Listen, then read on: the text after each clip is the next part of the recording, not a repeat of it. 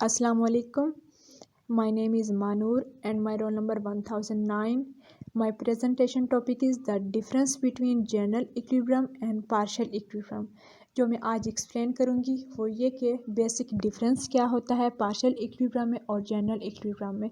अगर मैं सबसे पहले बात करूँ पार्शियल इक्विलिब्रियम, तो with the partial equilibrium, while partial equilibrium and will check with the example of demand. अगर हम डिमांड ऐसा चेक करते हैं तो एंड डिज़ायर, विलिंगनेस, एबिलिटी, अगर इसके हम डिटर्मिनेंट्स देखें तो वो बहुत सारे डिटर्मिनेंट्स हैं। मसलन के price of commodity, price of quantity का अगर हम रिलेशन देखें तो वो इन्वर्स होगा। एक बहुत इंपॉर्टेंट बात कि demand as a single figure has multiple determinants.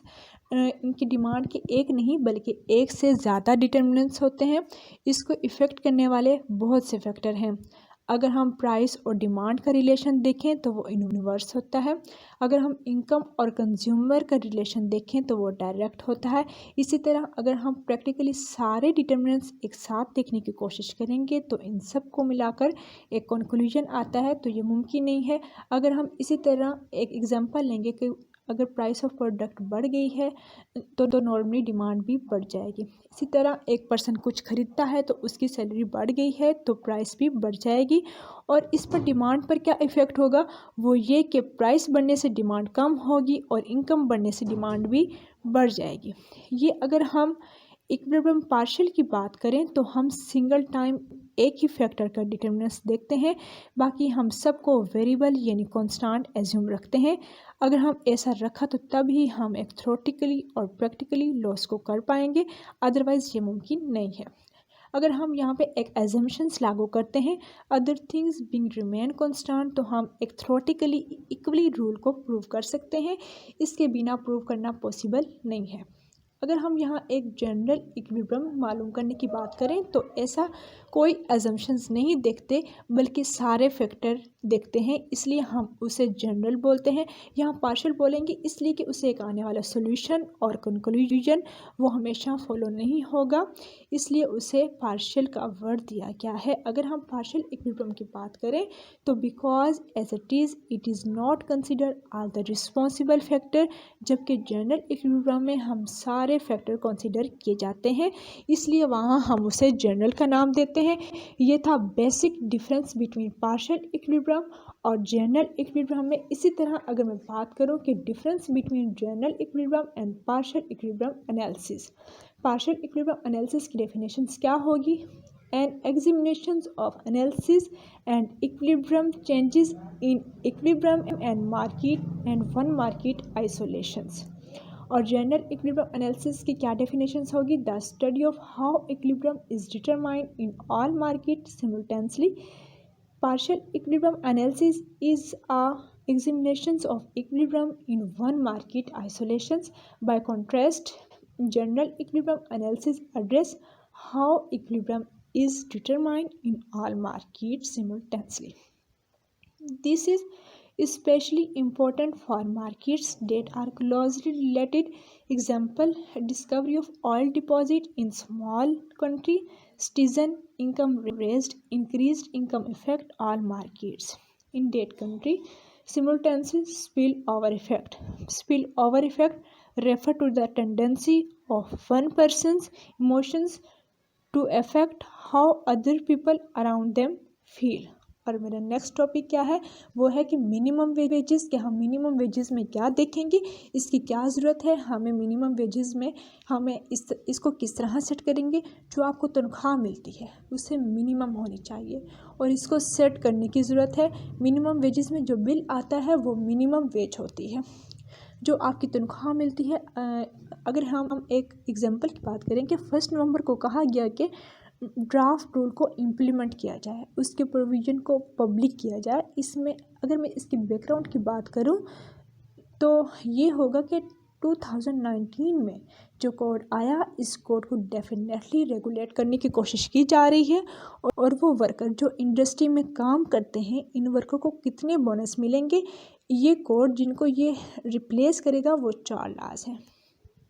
Number 1, payment of wage act 1936। Number 2, the minimum wage 1948। Number 3, payment of bonus and 1948. Number 4 equally remuneration 1976। ये कोड इन चारों लास्ट को रिप्लेस करेगा। इसके बाद काफ़ी कंसल्टेशन की गई फ्लोर वेज और मिनिमम वेज के लिए क्या क्या डिफरेंस कैटेगरीज बनाएगी, जिनमें ये हैं स्किल्ड वर्कर्स और अनस्किल्ड वर्कर और हाईली स्किल्ड वर्कर। इनके लिए अलग अलग कैटेगरीज बनाएगी और जैसे कि स्टेट गवर्नमेंट इनको सेट करेगी और जो वर्कर जो मिनिमम वेज की डिमांड नहीं कर सकते और जो हमारी वर्कर फोर्स अनस्किल्ड बैठी है उन लोगों को एक्सप्लॉयट किया जाएगा। इसलिए ज़रूरत थी ये बिल लाया जाए। जो लेबर हैं वो कॉन्करेंट लिस्ट में आते हैं। कॉन्करेंट लिस्ट यानी स्टेट गवर्नमेंट और सेंट्रल गवर्नमेंट इसको चेंज कर सकती है, इसलिए यहाँ एक कॉम्प्लिकेट पैदा हो जाता है। इसलिए एक रिफॉर्म लाने की ज़रूरत है ताकि जो मल्टीपल डेफिनेशंस हैं, मींस वेजेस क्या हैं, लो वेजेस क्या हैं, इनको एक एक्सटेंडेड डेफिनेशंस दे सकें। इससे जो हमारी इकॉनमी है ये भी रिफॉर्म हो जाएगी। तो इसके तहत इंसान की जितनी भी पोटेंशियल स्किल्स हैं और प्लेस ऑफ एम्प्लॉयमेंट है इनको लिंक किया जाएगा कि उसको कितनी मिनिमम वेज मिलेगी, कि कितनी कम से कम तनख्वाह या वेज मिलेगी, वो डिसाइड किया जाएगा।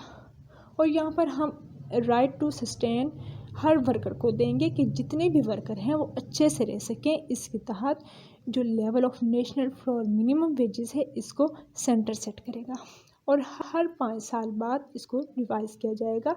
ये नहीं कि 1 साल देकर इसको छोड़ दिया जाए, बल्कि हर 5 साल बाद इसको रिवाइज़ किया जाएगा और स्टेट इसको अपने रीजन के लिए भी सेट कर सकती है। लेकिन जो फ्लोर वेजेस है उसे नेशनल सेंटर डिसाइड करेगा।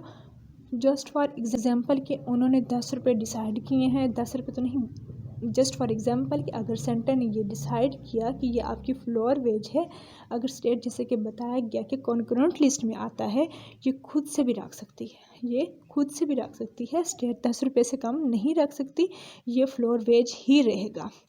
अगर यहाँ मिनिमम वेज की बात हो रही है कि मिनिमम वेजेस क्या है, when a minimum wage is applied to a covered sector of the economy, the increase in wage cause the quantity of labour demanded in the sector to fall. Workers who are displaced from job in the covered sector move to the uncovered sector, कि जो worker हैं वो covered sector से uncovered sector में move हो सकते हैं, driving down the wage in that sector.